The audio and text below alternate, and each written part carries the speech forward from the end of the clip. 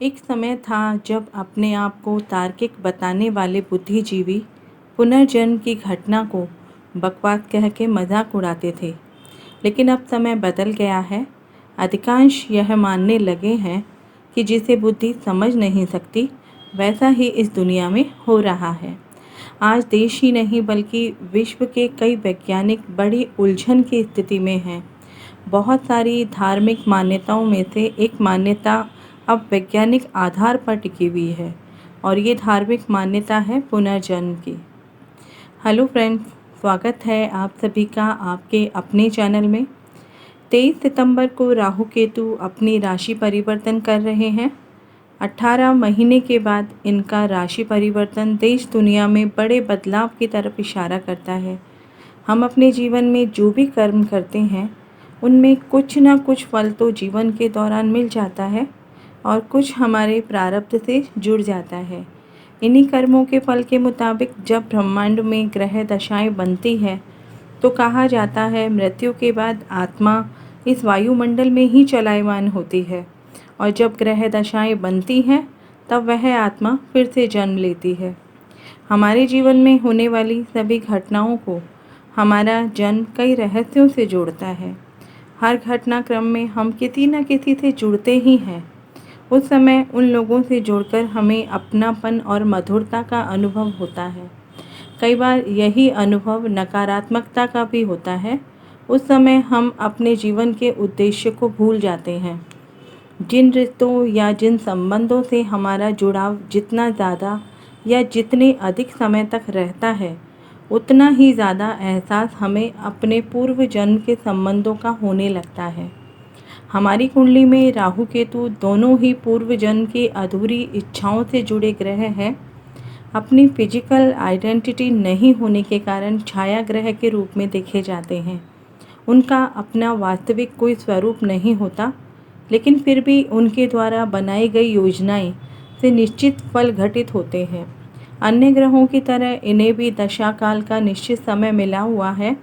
सप्ताह के दिनों में इनका नाम शामिल नहीं है, लेकिन फिर भी हर दिन का एक निश्चित समय इन्हें मिला हुआ है राहु काल के रूप में, जिनका वास्तविक कोई स्वरूप नहीं है। फिर भी हमारे जीवन में इनसे संबंधित फल घटित होते हैं। तो ज़रा सोचिए, जीवन में इनका कितना महत्वपूर्ण रोल रहता है। आपकी ज़िंदगी में जब भी कोई व्यक्ति किसी भी रूप में आता है और उसकी जन्म तारीख आपके राहु जोन में पड़ती है तो उस इंसान के आने के बाद आपका भाग्य उदय होगा। आपके अच्छे दिन आएंगे और यह व्यक्ति आपके लिए बहुत लकी साबित होगा, क्योंकि उसके आने के बाद से ही आपका राहु जागृत होता है। ये व्यक्ति कोई भी हो सकता है, आपका दोस्त, मित्र, पति पत्नी, बेटा बेटी या फिर कोई भी आपका बिजनेस पार्टनर। वहीं किसी व्यक्ति के आने से आपके जीवन में बहुत परेशानियां आनी शुरू हो जाती है। आपने कई बार देखा होगा या कुछ लोगों को कहते हुए सुना होगा कि शादी के बाद किसी न किसी कारण से परेशानियां आने लगी हैं, या फिर किसी बिजनेस में किसी पार्टनरशिप के कारण आपके बिजनेस में आपको नुकसान होने लगा है। ऐसा इसलिए होता है कि वह व्यक्ति आपकी लाइफ में आपके पिछले कर्मों का फल आपको देने आया है। ऐसे में उनकी जन्म तारीख आपके केतु के जोन के आसपास नहीं होनी चाहिए। राहु केतु का हमारे पिछले जन्मों के कर्मों के साथ सीधा संबंध होता है और राहु केतु ऋणानुबंधन से जुड़े हुए हैं। अगर हमारा राहु या केतु किसी के लग्न, सूर्य, चंद्रमा या शुक्र के साथ जुड़ते हैं तो उस व्यक्ति के साथ हमारा पिछले जन्मों से कोई ना कोई कनेक्शन जरूर होता है। राहु कुछ देता है तो केतु छीन लेता है।